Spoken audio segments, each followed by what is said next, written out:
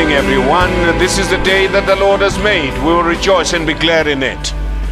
We are on the 20th Sunday after Pentecost. It is the 29th Sunday of the year. So our service begins on page 104 in the Anglican prayer book. So the Lord be with you. Praise the Lord. Blessed be God, Father, Son, and Holy Spirit. Blessed be his name, now and forever. Glory to God in the highest, and peace to his people on earth. Lord God, heavenly King, Almighty God and Father, we worship you. We give you thanks. We praise you for your glory. Lord Jesus Christ, only Son of the Father, Lord God, Lamb of God, you take away the sin of the world. Have mercy on us. You are seated at the right hand of the Father. Receive our prayer. For you alone are the Holy One. You alone are the Lord. You alone are the Most High Jesus Christ, with the Holy Spirit, in the glory of God the Father. Amen. Let us pray. Almighty God, to whom all hearts are open, all desires known, and from whom no secrets are hid, cleanse the thoughts of our heart by the inspiration of your Holy Spirit, that we may perfectly love you and worthily magnify your holy name, through Christ our Lord. Lord, have mercy. Christ, have mercy. Lord, have mercy. Jesus said, "Come to me, all who labor and are heavily laden, and I will give you rest." God so loved the world that he gave his only Son, that whoever believes in him should not perish but have eternal life. As we continue with the service, let's just hear the words of forgiveness and absolution.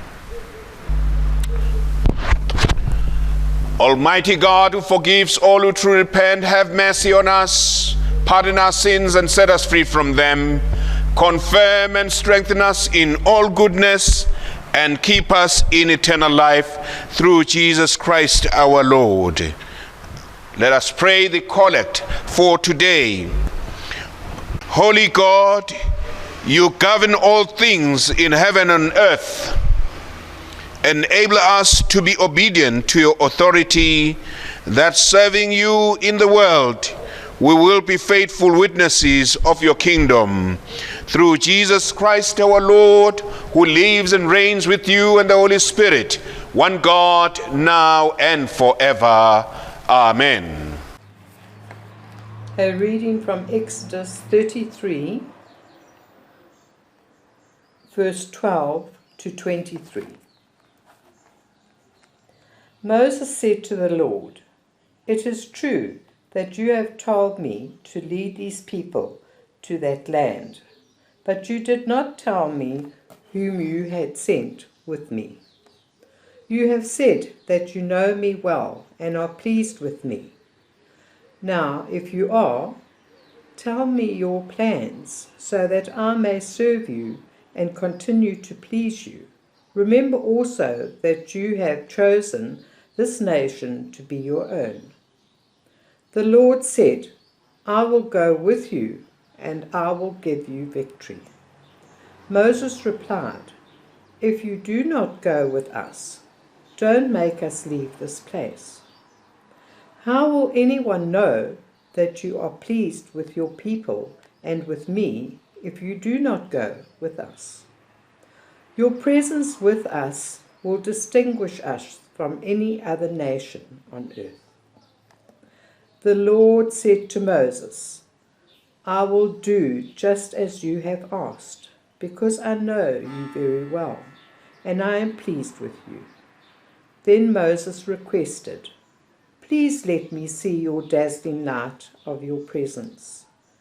The Lord answered, "I will make all my splendor pass before you, and in your presence I will pronounce my sacred name. I am the Lord, and I will show compassion and pity to those I choose. I will not let you see my face, because no one can see me and stay alive. But here is a place beside me where you can stand on a rock. When the dazzling light of my presence passes by, I will put you in an opening in the rock and cover you with my hand until I have passed by. Then I will take my hand away, and you will see my back, but not my face. This is the word of the Lord. Thanks be to God. A reading from the first letter of Paul to the Thessalonians, beginning at chapter 1, verse 1. From Paul, Silvanus, and Timothy, to the church of the Thessalonians, who belong to God the Father and the Lord Jesus Christ. Grace to you and peace. We always thank God for you all and mention you in our prayers. We continually call to mind before our God and Father how your faith has shown itself in action, your love in labor, and your hope of our Lord Jesus Christ in perseverance. My dear friends, beloved by God, we are certain that He has chosen you, because when we brought you the gospel, we did not bring it in mere words, but in the power of the Holy Spirit, and with strong conviction. You know what we were like for your sake when we were with you. You in turn followed the example set by us and by the Lord. The welcome you gave the message meant grave suffering for you, yet you rejoiced in the Holy Spirit, and so you have become a model for all believers in Macedonia and in Achaia. From you the word of the Lord rang out, and not in Macedonia and Achaia alone, but everywhere your faith in God has become common knowledge. No words of ours are needed. Everyone is spreading the story of our visit to you, how you turned from idols to be servants of the true and living God, and to wait expectantly for his Son from heaven, whom he raised from the dead, Jesus our deliverer, from the retribution to come. Hear the word of the Lord. Listen to the good news as proclaimed in the Gospel of St. Matthew, chapter 22, verses 15 to 22. Glory to Christ our Saviour. The question about paying taxes. The Pharisees went off and made a plan to trap Jesus with questions. Then they sent to him some of their disciples and some members of Herod's party. Teacher, they said, we know that you tell the truth. You teach the truth about God's will for man, without worrying about what people think, because you pay no attention to a man's status. Tell us then, what do you think? Is it against our law to pay taxes to the Roman emperor or not? Jesus, however, was aware of their evil plan, so he said, You hypocrites, why are you trying to trap me? Show me the coin for paying the tax. They brought him the coin, and he asked them, Whose face and name are these? The emperor's, they answered. So Jesus said to them, Well then, pay the emperor what belongs to the emperor, and pay God what belongs to God. When they heard this, they were amazed, and they left him and went away. This is the gospel of Christ. Praise to Christ our Lord. Good morning, church. May I speak in the name of God the Father, the Son, and the Holy Spirit. Amen. In today's gospel reading, we see enemies uniting against a common enemy, which is Jesus Christ. We read in the gospel that the Herodians and Pharisees came together and sent their disciples to Jesus to ask for his opinion on paying off imperial tax to Caesar. Now, history tells us that Herodians and Pharisees, though they were Jews, but they didn't have common beliefs. But in this instance, they then united against Jesus, who then became the common enemy between them. They sent their disciples to him, and when the disciples got to Jesus and they asked him the question, is it right to pay imperial tax to Caesar or not? But what they were not enlightened on is that Jesus knew their intentions, because Jesus knows intentions of everyone's heart. So he didn't succumb to the trick. Now we see in verse 19, when instead of responding yes or no, which was exactly what they were looking for, he then said to them, show me the coin used for paying the tax. And they brought a denarius to him. And he asked them two questions. Whose image is this? And whose inscription? It was an obvious question, but yes, they answered, it's Caesar's. Then his response back to them was, give back to Caesar what is Caesar's, and God what is God's. I just want to look at the question, whose image is this? Because I think it's a question that we need to ask ourselves time and again when we go through the experiences of life. There are things that we encounter as we navigate through life. Some of them are good and some of them are not so good. But depending on an individual's response, you would find that certain things that are good, that are happening in our lives, remove us from God. And at the same time, certain things that are not so good will also remove us from God. And I want us to look at this and look at it in the context of the question, whose image is this? This question took me back to the story of the creation of mankind in Genesis chapter 1. And if you look at verse 27, where it says, God created mankind in his own image. In the image of God, he created them.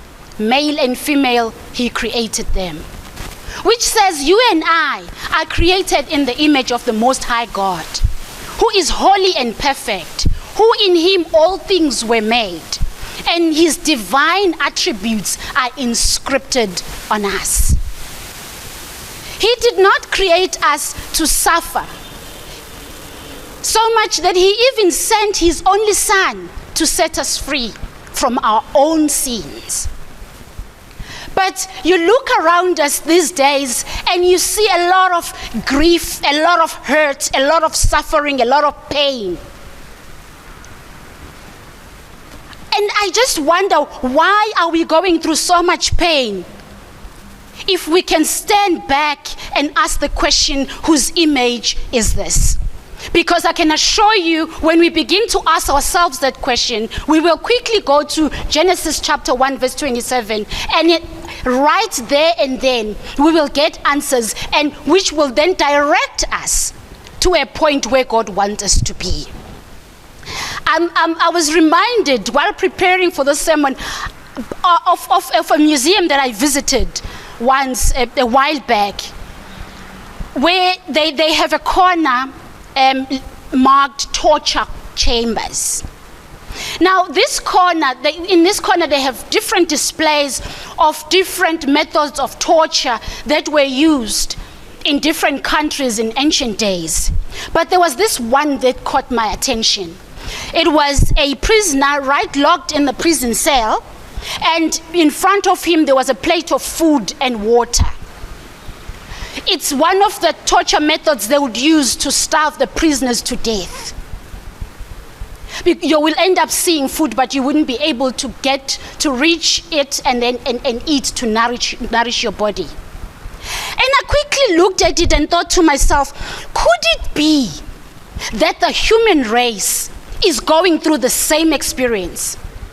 Because even though the prisoner I'm referring to would have been put into jail because of the crime that they may have committed, but in this case, in our instance, I just feel we've become prisoners, self-inflicted spiritual prisoners, or self-inflicted prisoners who are suffering from spiritual salvation. And though we share in the body of Christ, we have placed ourselves in the prison of brokenness. Which is why, for me, this question that Jesus asked the disciples of the Herodians and the Pharisees stands out strongly these days to say, whose image is this? So if I'm going through so much, is it not because I've locked myself in the prison of my own past, in the prison of my brokenness? How do I then break free from this prison that I've put myself in? We find ourselves grieving our mistakes, our failures of the past. We even succumb to the lie of the enemy that continues to tell us that we are not worthy, that we have fallen far too many times, that we are no longer useful for God's kingdom. That too many bad things may have happened to us that there's nothing good that could come from us anymore. As a result, we end up failing to embrace the freedom that is freely given to us through Jesus Christ. And I just want to remind you that what St. Paul says, he says, everyone who is in Christ is a new creation. The old has passed away and the new has come. If we were to believe that, some of us will break through from what we're going through right now. So let us break free from the prison cells of our brokenness. And that whenever we feel powerless and unworthy, we stop and ask this question: whose image is this? God created us to share in his life and chose, and we choose to hold back sometimes. And sometimes we don't only hold back our hearts, we hold our gifts, we hold back our talents, of which those were given to us freely, but for God's glory. You know, there's a beautiful hymn that says, Spirit of the living God, fall afresh on me. It goes on to say, melt me, mold me, fill me, and use me.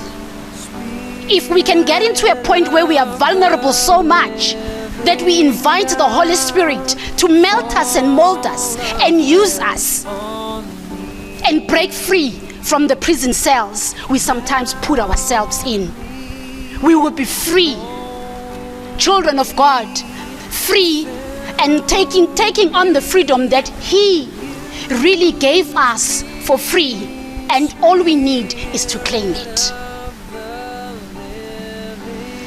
And Paul says in Romans chapter 5 verse 8, while we were sinners, Christ died for us.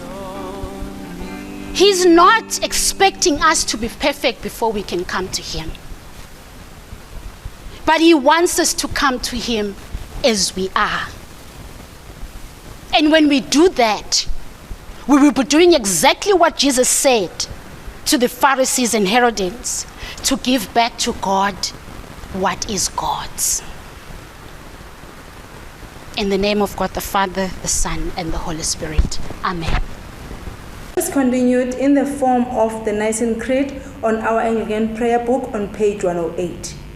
We believe in one God, the Father, the Almighty, maker of heaven and earth, of all that is seen and unseen. We believe in one Lord Jesus Christ, the only Son of God, eternally begotten of the Father, God from God, light from light, true God from true God, begotten, not made, of one being with the Father. Through him all things were made. For us and for our salvation, he came down from heaven, was incarnate of the Holy Spirit and the Virgin Mary, and was made man. For our sake he was crucified under Pontius Pilate.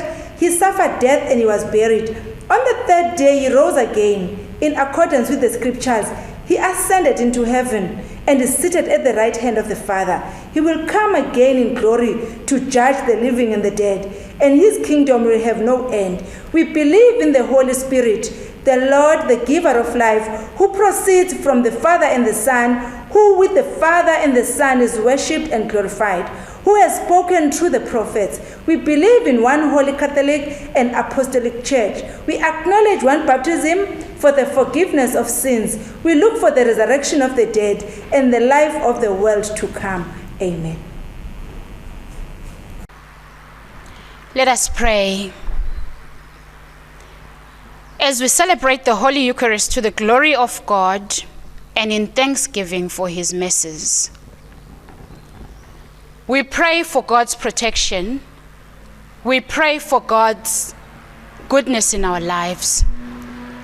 And we lift our hearts to him, celebrating in thanksgiving for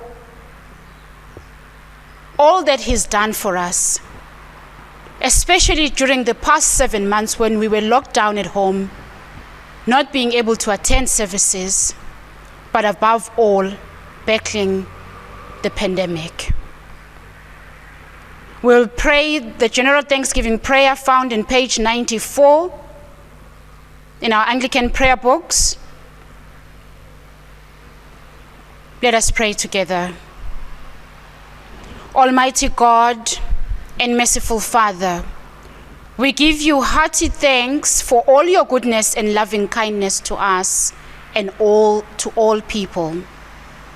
We bless you for our creation and preservation and for all the blessings of this life, but above all, for your love in redeeming the world by our Lord Jesus Christ.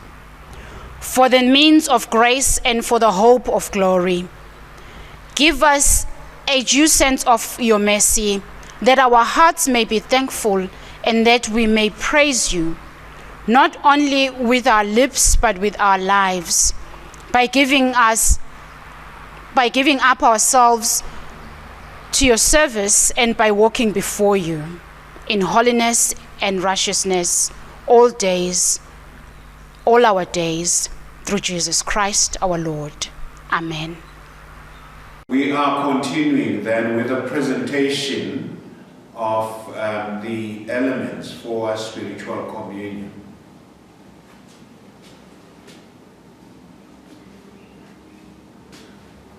Blessed are you, Lord God of all creation. Through your goodness we have this bread to offer, which earth has given and human hands have made. For us it becomes the bread of life.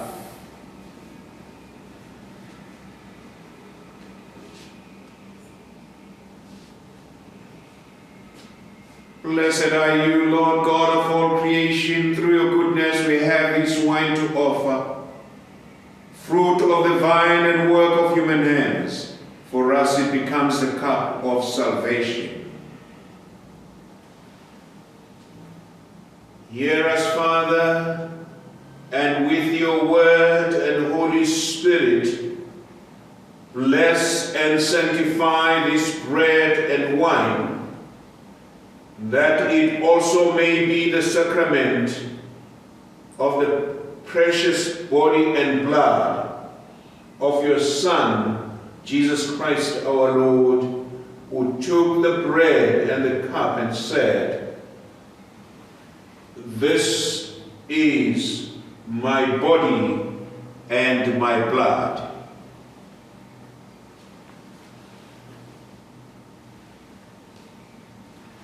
So we now prepare to receive the spiritual communion. The Lord is close to all who call upon him. Be still and know that I am God.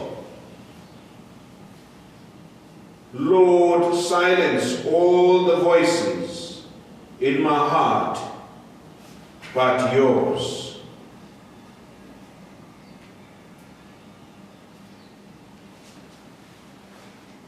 So draw near and receive the body of our Lord Jesus Christ, which he gave for you, and his blood which he shed for you. Feed on him in your hearts by faith with thanksgiving.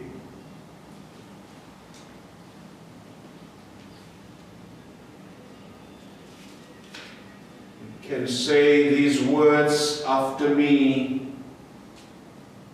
Come into my heart, Lord Jesus. Come into my heart, Lord Jesus. Come into my heart, Lord Jesus. God, fall afresh on me. Spirit of the living God, fall afresh on me. As we conclude our service, we are on page 128. Oh, give thanks to the Lord, for he is gracious. His mercies endures forever. Let us pray. Almighty and eternal God, we thank you for feeding us in these holy mysteries with the body and blood of your Son, our Savior Jesus Christ, and for keeping us by your grace in the body of your Son, the company of all faithful people. Help us to persevere as living members of that holy fellowship and to grow in love and obedience according to your will. Through Jesus Christ our Lord, who lives and reigns with you and the Holy Spirit, one God, now and forever. Amen. Let us pray together this prayer. Father Almighty, we offer ourselves to you as a living sacrifice in Jesus Christ our Lord. Send us out into the world in the power of the Holy Spirit to live and work to your praise and glory. Let's receive the blessing. The peace of God, which passes all understanding, keep your hearts and minds in knowledge and love of God, of his Son, Jesus Christ our Lord. And the blessing of God Almighty, the Father, the Son, and the Holy Spirit be among you and remain with you always. Amen. So go in peace to love and serve the Lord in the name of Christ. Amen.